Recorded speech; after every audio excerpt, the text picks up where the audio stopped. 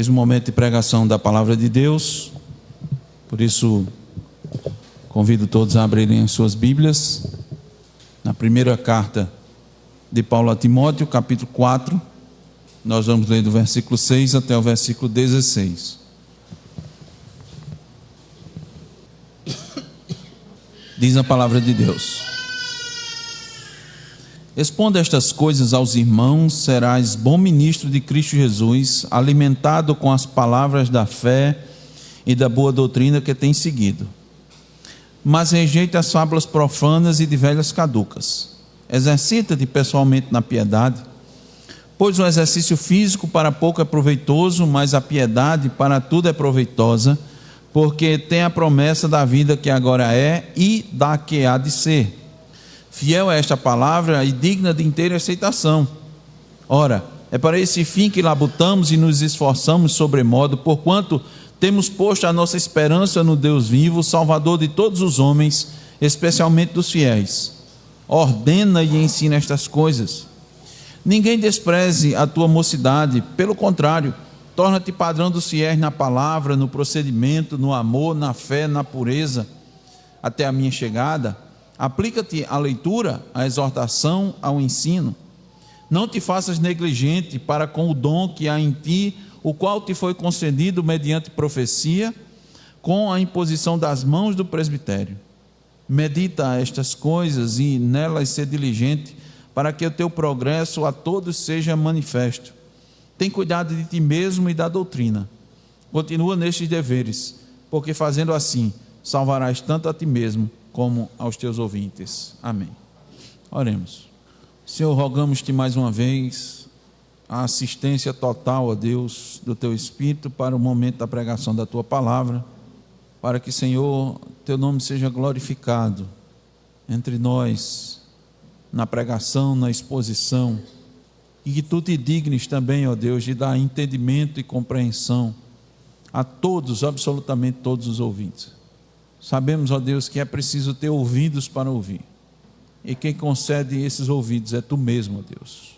Quem dá entendimento e aplica as palavras, Senhor, ao coração é o teu Espírito, e a palavra é o teu Filho, é o Verbo.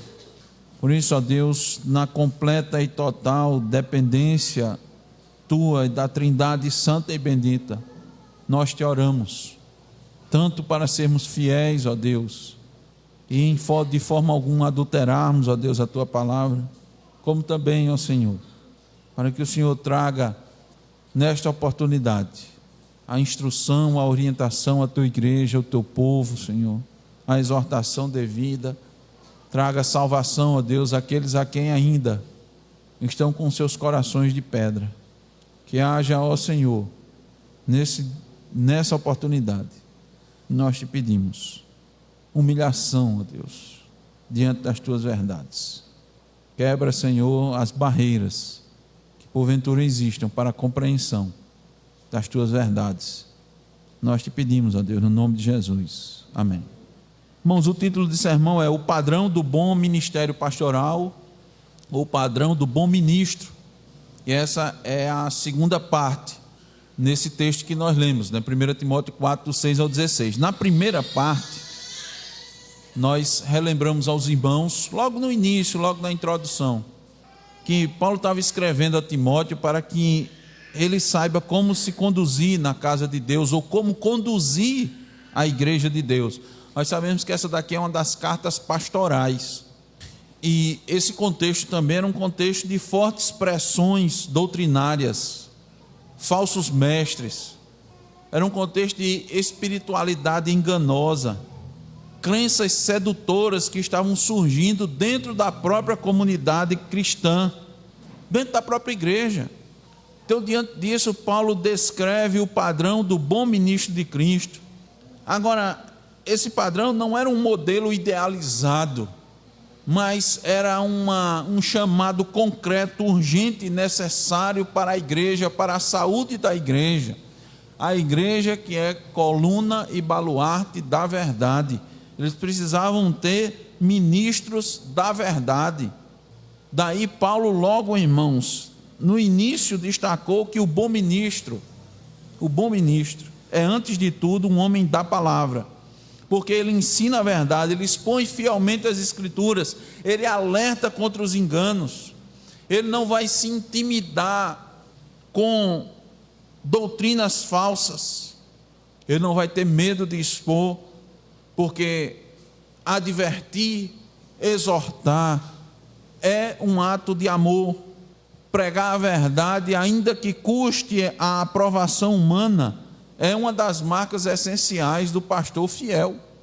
Em Éfeso também circulavam fábulas, mitos e debates inúteis. E Paulo diz a Timóteo, o bom ministro, ele rejeita essas coisas, Timóteo, essas especulações vazias. Procura ficar focado naquilo que edifica, não perca tempo com essas coisas. E nós vimos que essa mensagem não é direcionada ao ministro, evidentemente, é o padrão do bom ministro, mas também fala para a igreja. Mostra para a igreja que uma pregação fiel, ela protege. Uma pregação fiel, ela cura. A pregação fiel preserva a igreja. A igreja precisa também estar atenta àquilo que é primordial, àquilo que deve ser o foco, o essencial, aquilo que ela deve investir, para ela também não perder tempo, nem gastar suas energias, seus esforços em coisas vãs. Isso acontece muito, irmãos, muito nas igrejas. Nós vimos ainda que o bom ministro cultiva sua vida espiritual, ele se exercita na piedade, com a mesma dedicação de um atleta, deve priorizar a comunhão com Deus. Não há como ser um bom ministro se não trabalhar com esforço, com todo esforço, com entrega, inclusive sacrificial. E para perseverar, sua esperança tem que estar no Deus vivo, não pode estar em outra coisa. Se ele não tiver sua esperança posta em Deus, ele vai fracassar no ministério, ele vai sucumbir, ele vai ceder às pressões. São muitas pressões, muitas adversidades que pressionam o ministro a ceder. Quando a sua esperança está no Deus vivo, ele fica fortalecido, ele tem aquela oxigenação necessária.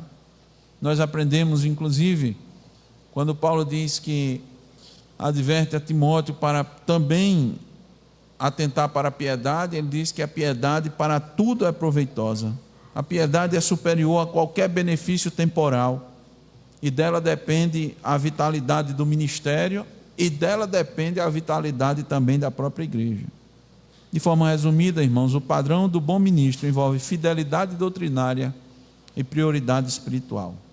Tendo compreendido essas duas primeiras marcas, essas duas primeiras lições, que é ensinar a verdade e cultivar a vida espiritual, vamos avançar para a continuação do texto de Paulo, onde veremos outras características igualmente indispensáveis a um ministério fiel, a um bom ministério. Na segunda parte desse sermão, vamos aprofundar o padrão de Deus para seus servos.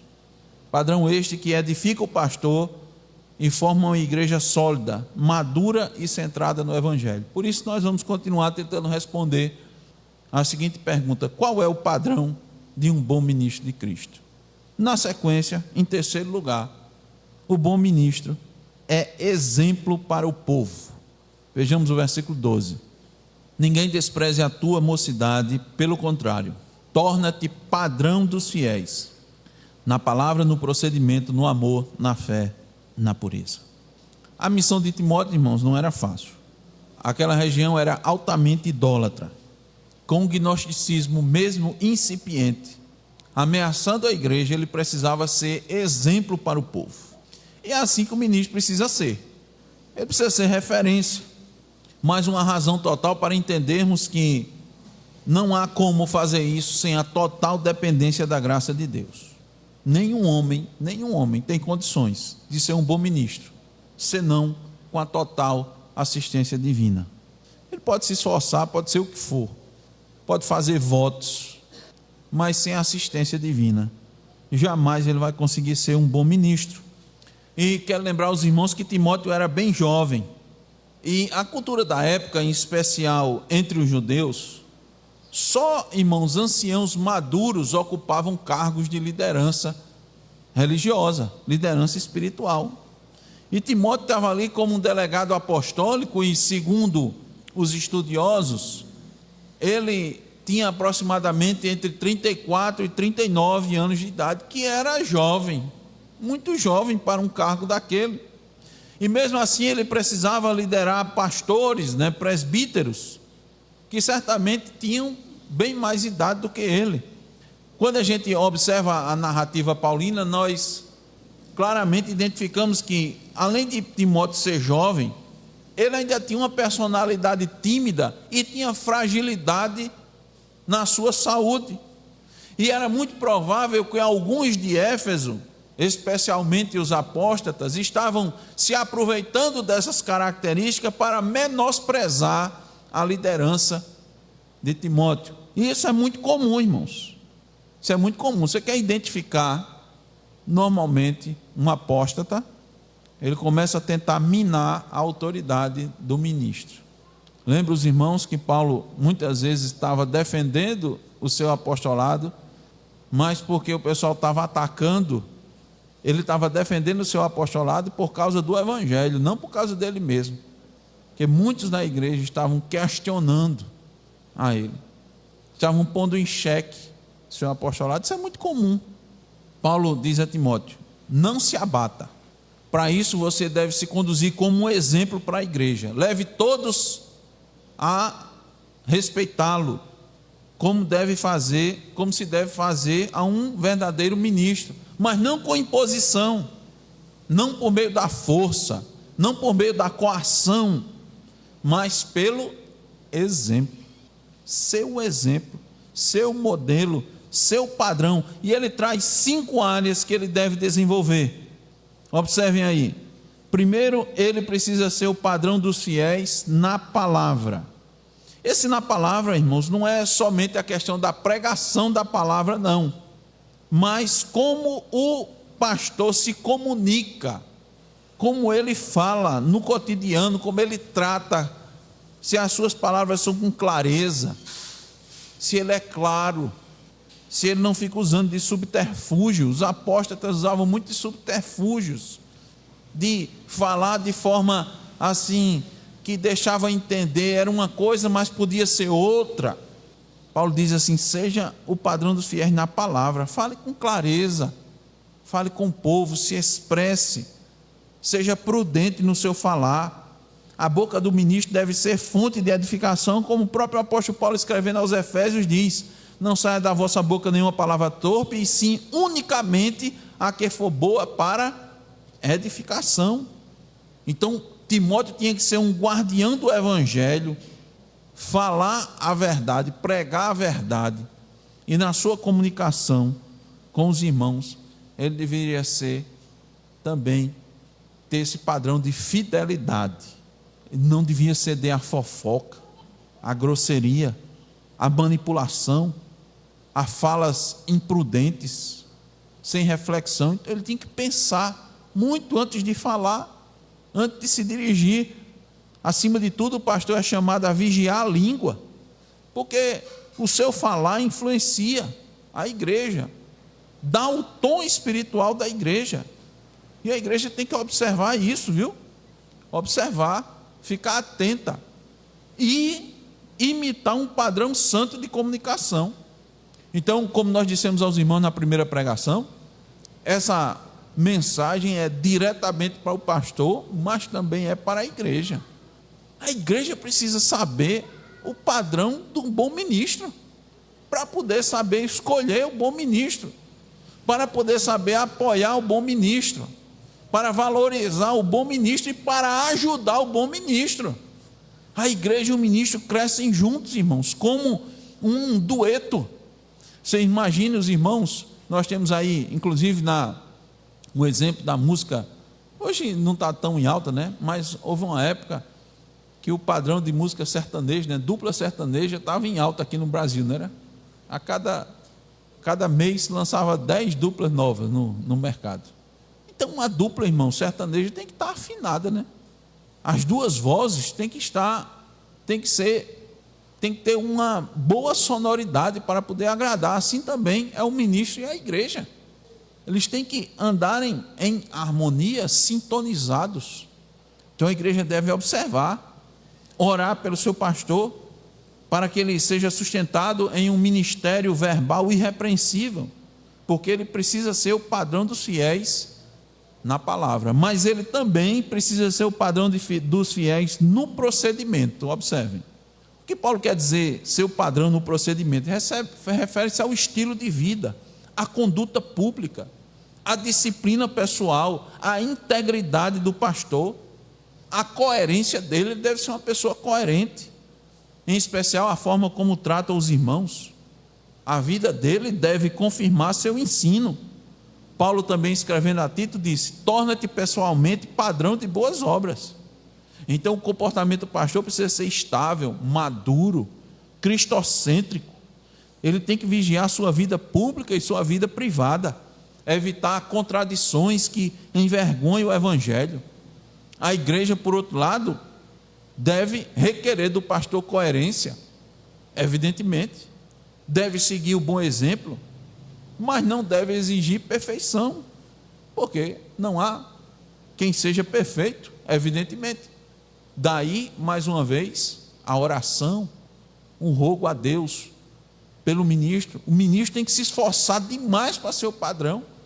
Ele tem que ficar observando sua vida, aquilo que ele está falando, como ele está agindo, porque ele precisa ser esse padrão. Veja, padrão na fala, padrão no procedimento, padrão no amor.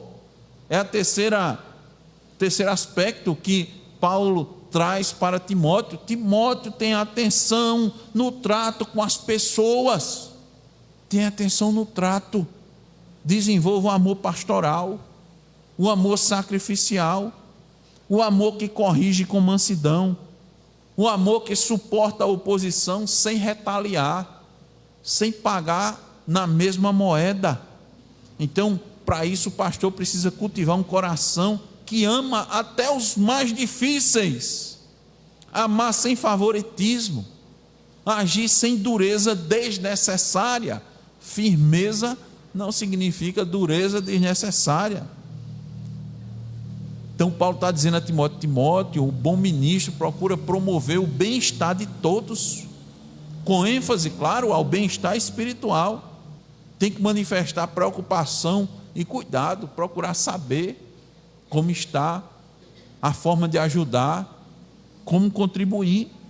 A igreja, por outro lado, deve reconhecer que liderança bíblica não é tirania, mas amor, e deve responder ao amor pastoral com confiança, com submissão, uma submissão piedosa e com gratidão.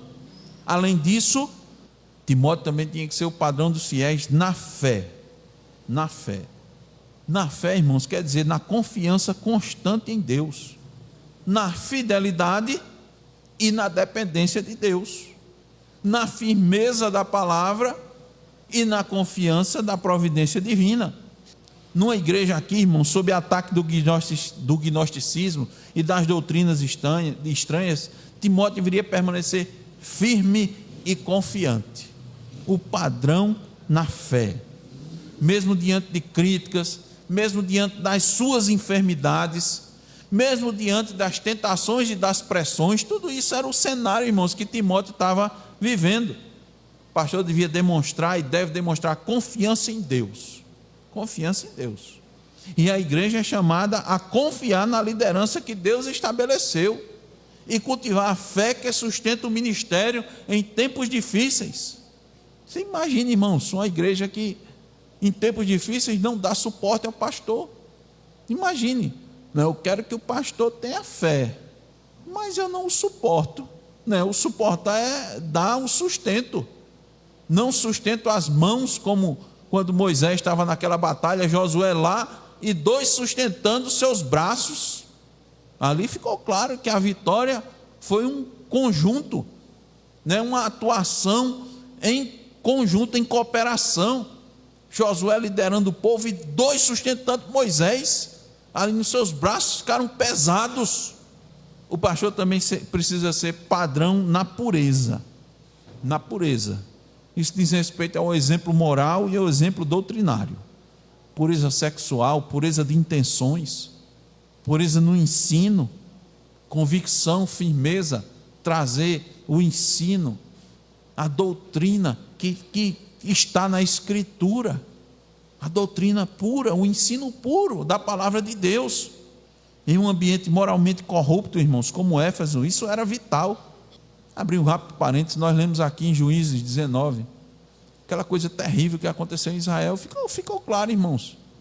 O abandono de Deus, o abandono da lei de Deus, leva o povo à barbárie. Agora, meus irmãos, o que nós estamos vendo aqui no mundo é uma barbárie. Coisas semelhantes, irmãos, estão acontecendo no nosso país. Ou pessoas não são, mulheres não são violentadas, pessoas não são esquartejadas no nosso país, não são? São, e a justiça não tem sido feita, a omissão, e muitas vezes as decisões dos nossos governantes, dos nossos superiores, estão protegendo os assassinos, os abusadores. Isso é abandono da lei, irmãos. Nós vivemos num ambiente moralmente corrompido. A igreja precisa ter um padrão, compreender o padrão divino para a sua vida, o padrão divino para a sua conduta, o padrão divino para o ministro. Então o pastor tem que vigiar seu coração, sua mente, evitando a aparência do mal, agindo com transparência. Observe, irmãos, atente agora, vamos pegar o próprio exemplo de Timóteo. Vamos lá. Timóteo, um exemplo de juventude piedosa, preste bem atenção, um exemplo de juventude piedosa, mas com fraquezas pessoais. Já mostrei para os irmãos, Paulo destacou algumas das suas fraquezas essas que estavam sendo exploradas pelos apóstolos. Muito bem, ele era um homem fiel, amava a igreja, era dedicado à doutrina, mas era tímido, tinha traços de insegurança, tendência a desânimo. Mas sabe o que é que Paulo disse dele? Vamos abrir nossas Bíblias, não desmarque não, 1 Timóteo 4, abra aí em Filipenses 2, Filipenses 2 a partir do 19, diz a palavra de Deus: espero porém no Senhor Jesus mandar-vos Timóteo, o mais breve possível, a fim de que eu me sinta animado também, tendo conhecimento da vossa situação. Observe, versículo 20, porque a ninguém tenho de igual sentimento. Timóteo tinha o mesmo sentimento que Paulo, do apóstolo, que sinceramente cuide dos vossos interesses. Ele tinha interesse pela igreja, ele manifestava amor pela igreja, ele queria o bem da igreja, ele estava interessado pela igreja, o progresso da igreja. 21, pois todos eles buscam o que é seu próprio, não o que é de Cristo Jesus. Timóteo buscava aquilo que era de Cristo. E conheceis o seu caráter provado, pois serviu ao evangelho, junto comigo como filho ao Pai. Paulo, irmão, está usando Timóteo como exemplo para a igreja de Filipe, mostrando, sabe o quê?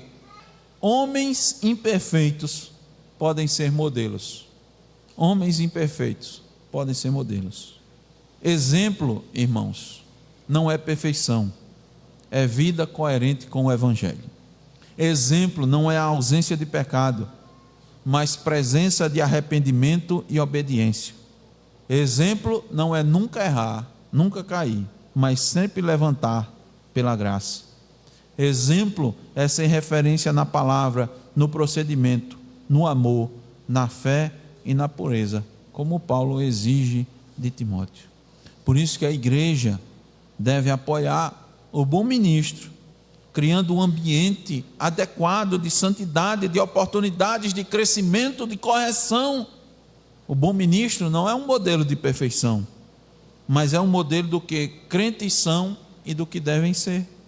Uma igreja saudável vê o bom exemplo e o imita, valoriza e sustenta.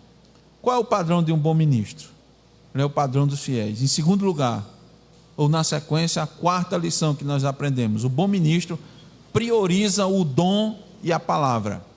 Vejamos a partir do versículo 13. 1 Timóteo 4,13 diz: até a minha chegada, aplica-te à leitura, à exortação, ao ensino. Paulo, irmãos, desejava trazer novas orientações a Timóteo quando estivesse presente com ele. Mas até lá, ele apresenta 3 pilares fundamentais do bom ministério que honra a Cristo. É a centralidade da Escritura, o uso fiel dos dons recebidos e a perseverança diligente no exercício pastoral. Ele diz, lê e expõe a Escritura. Versículo 13. Até a minha chegada, aplica-te à leitura, à exortação, ao ensino. Essas 3 ações aqui, irmãos, ler, exortar e ensinar, isso diz respeito ao culto público, viu? Está relacionado ao culto público. O irmão hoje de manhã já providencialmente valorizou muito, né, a leitura pública das Escrituras aqui. É o que Paulo está dizendo aqui, irmãos, a Timóteo: leia publicamente a Escritura na igreja, no culto público, leia a Escritura toda. Nesse caso aqui, irmãos, Paulo está dizendo: leia o Antigo Testamento, que já estava todo completo, e já valendo partes do Novo Testamento, em outras palavras. As cartas que ele mandou, as cartas que ele enviava, ele pedia assim: leia para todos, faça a leitura. Essa prática antiga em Israel e é essencial na igreja. Leia tudo. Veja, irmão, nós lemos toda a Escritura aqui. Na parte da manhã, o Novo Testamento; na parte da noite, o Antigo Testamento. Inclusive, leituras fortes como essa que lemos aqui em Juízes, chocantes. Deus nos fala através da sua palavra. Deus nos fala, irmão, até nas genealogias. Muitos dizem assim: para que a gente vai ler genealogia? Sabe por que você tem que ler genealogia?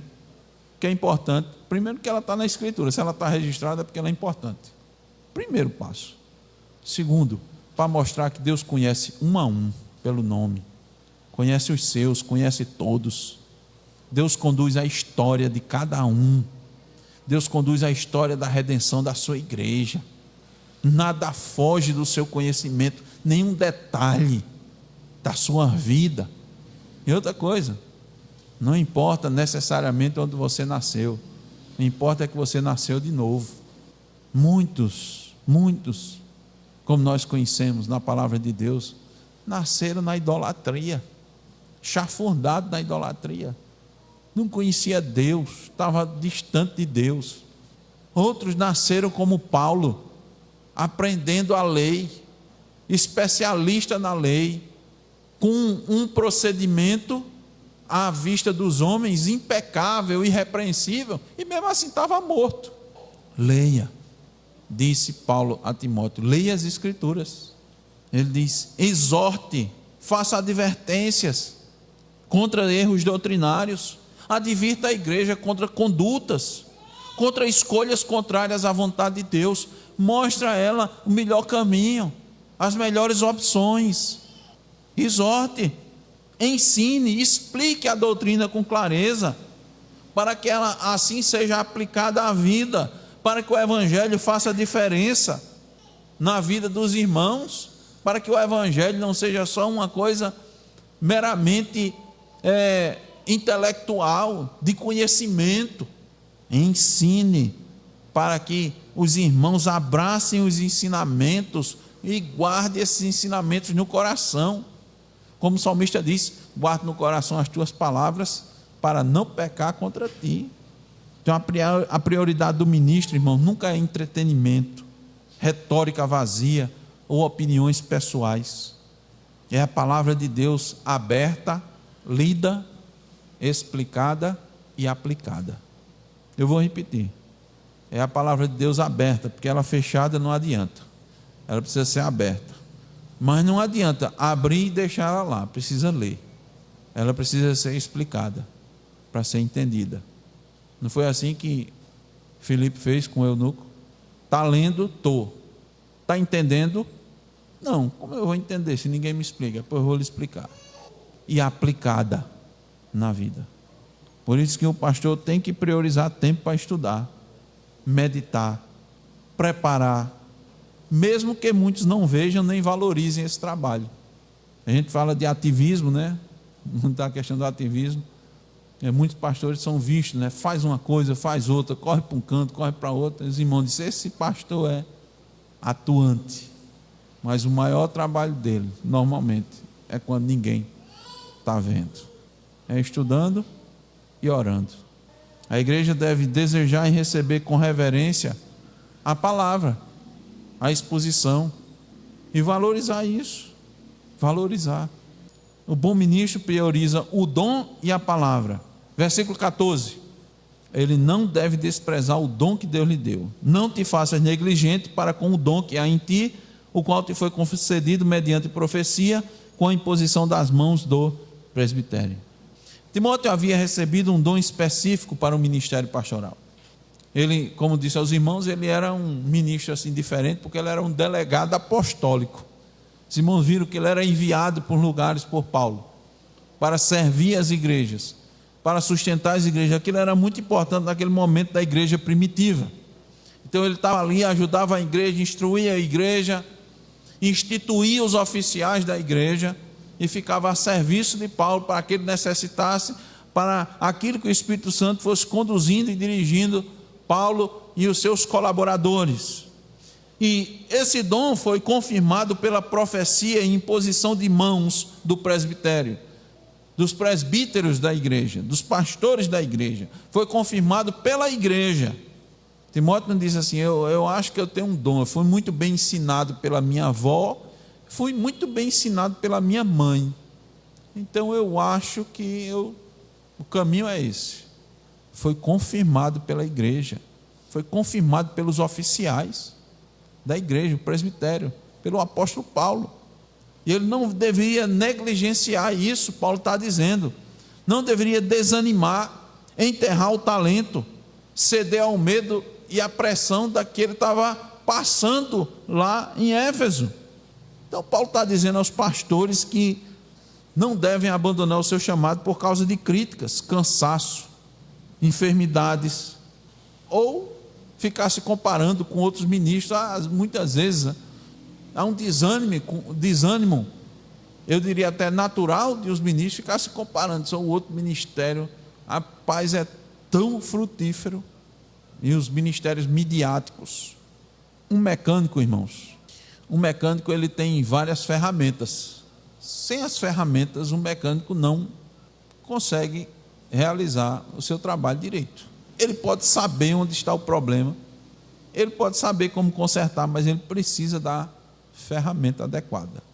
Os irmãos sabem que dentre uma das ferramentas mais comuns, mais simples, são as chamadas chaves de boca.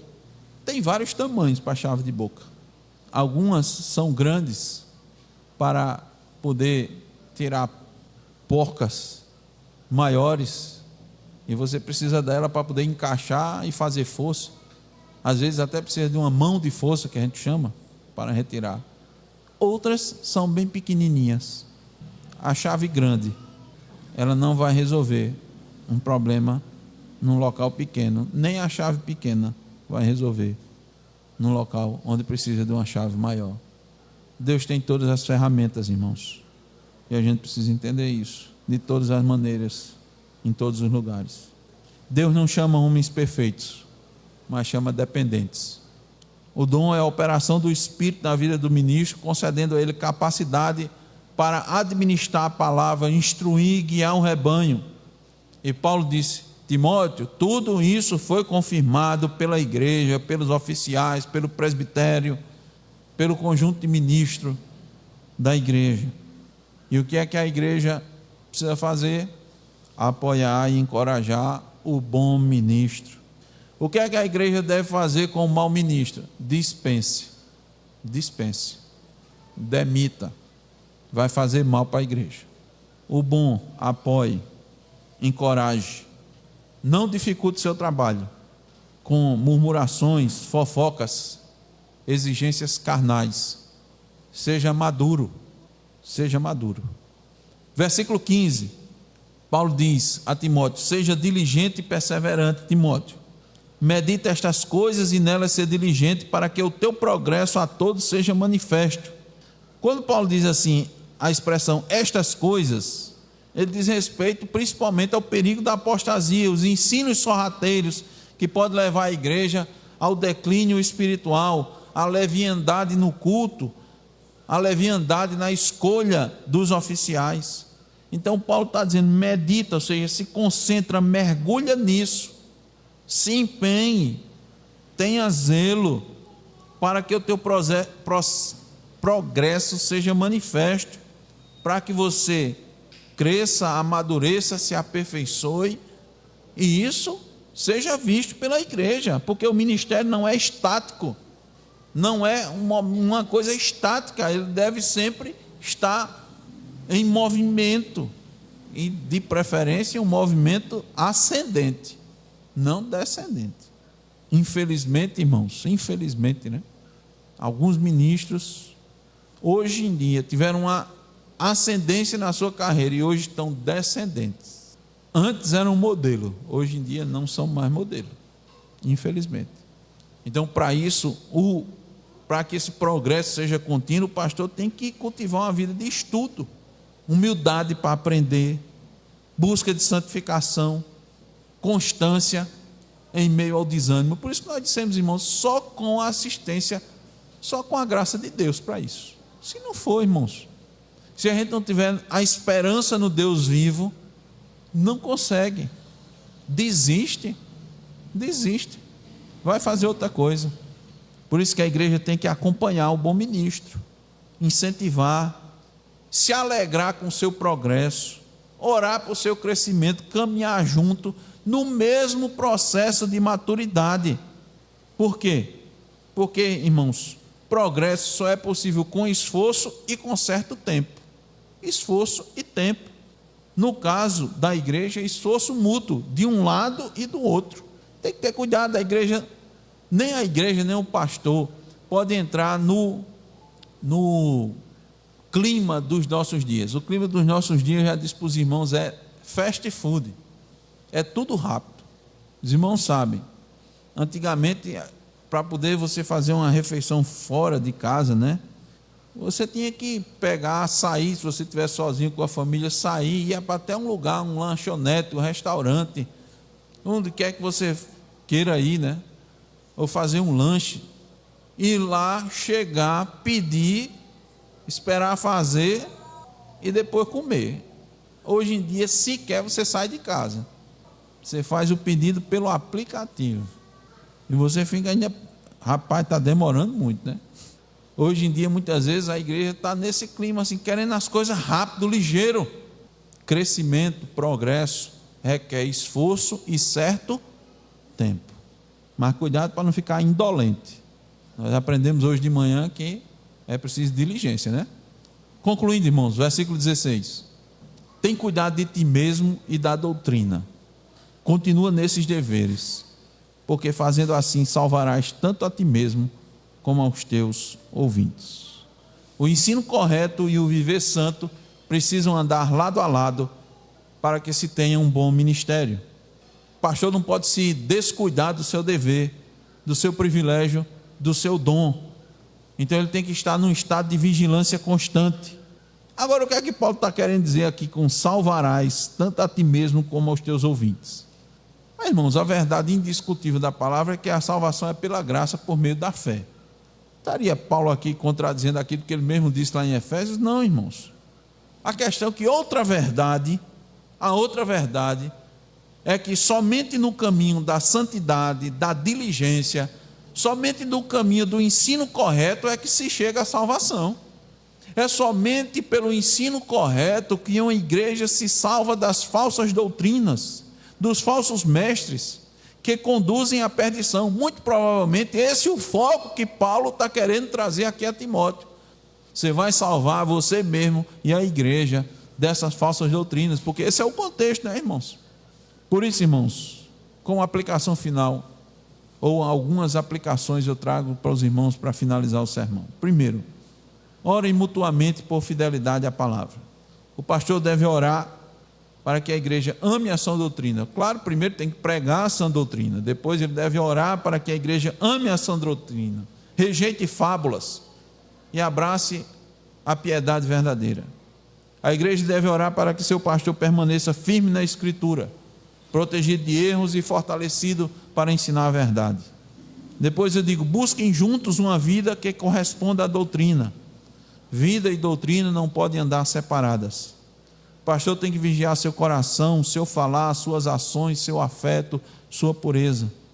A igreja deve seguir o exemplo do pastor naquilo em que ele segue a Cristo, naquilo em que ele viva de forma coerente com o evangelho pregado. É preciso valorizar o ministério da palavra como prioridade absoluta na igreja.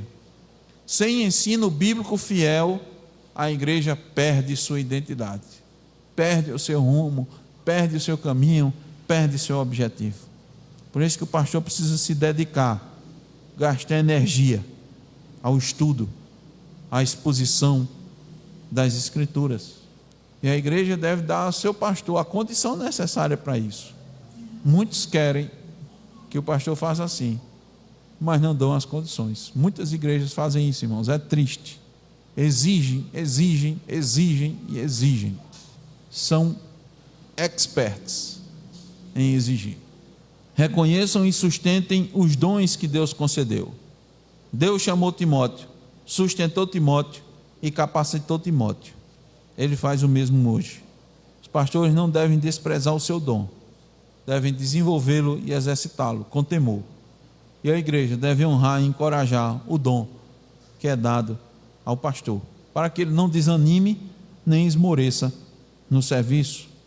Recebam o progresso do pastor como parte do progresso da igreja. Disse aos irmãos, tem que ser uma dupla, tem que cantar afinado. O pastor deve crescer, progredir, e a igreja também. O pastor deve crescer na graça, na compreensão, na maturidade, na piedade, e a igreja junto. E enxergar que o crescimento do pastor, Deus usa para o seu próprio crescimento. Devem perseverar juntos no evangelho. Olhe, o versículo 16, lembra que a perseverança do pastor e da igreja está ligada à salvação, não como mérito. Nós vimos que a salvação é pela graça por meio da fé, mas como um meio, porque é pela fidelidade à palavra que Deus preserva seu povo. Então tem que perseverar nisso, a igreja deve perseverar, a igreja não deve se cansar. É possível a igreja se cansar de andar na verdade? É possível. Ela pode chegar num ponto e dizer, será que vale a pena continuar assim na verdade? Olha o preço que nós estamos pagando pela verdade, porque tem um preço, né, irmãos? A verdade tem um preço. Seguir a Cristo tem um preço. Ele disse isso, né? Ele disse assim, avalie o preço primeiro, viu, antes de entrar. Tem um preço para a igreja seguir na verdade, na fidelidade a Cristo, principalmente nas nossas épocas. Muitas vezes é o preço do isolamento, é o preço da pequena quantidade de pessoas. Às vezes você olha assim e diz, mas será que a gente está certo?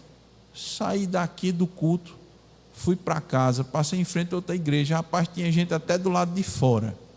Até do lado de fora. Você vai servir ao Senhor, o pastor está pregando, ensinando a lei de Deus. Rapaz, é tanta coisa que eu tenho que abrir mão na minha vida. Será que é para ser assim mesmo?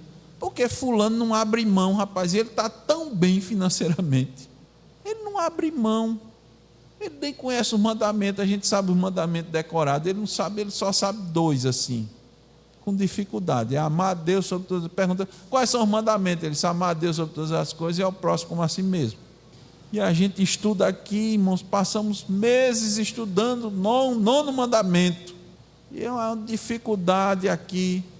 Será que vale a pena perseverar juntos, irmão, no evangelho? Porque há vida em jogo, mas a vida aqui, irmão, se a gente está tratando é da questão espiritual, é o mais importante. O ministério, irmãos, pastoral é obra de Deus, não do homem. Um bom ministro não se sustenta sozinho, e uma igreja saudável não cresce tão somente por esforço humano.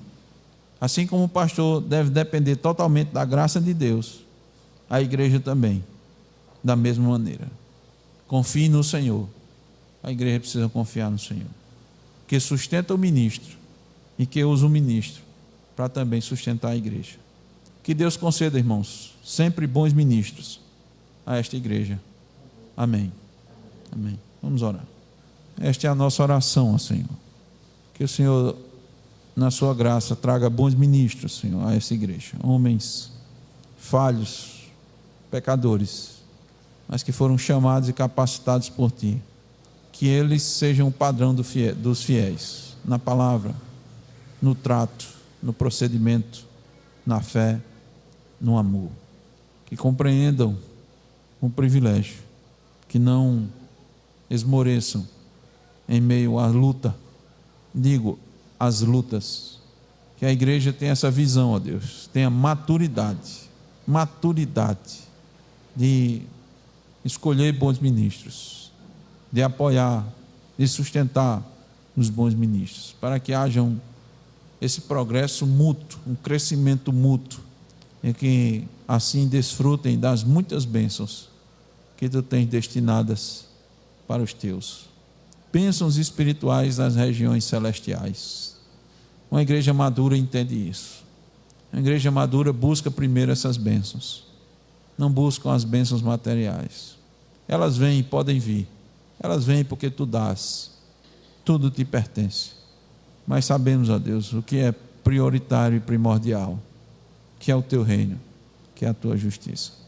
Que assim seja, ó Deus, nós Te pedimos humildemente no nome de Jesus. Amém. Amém.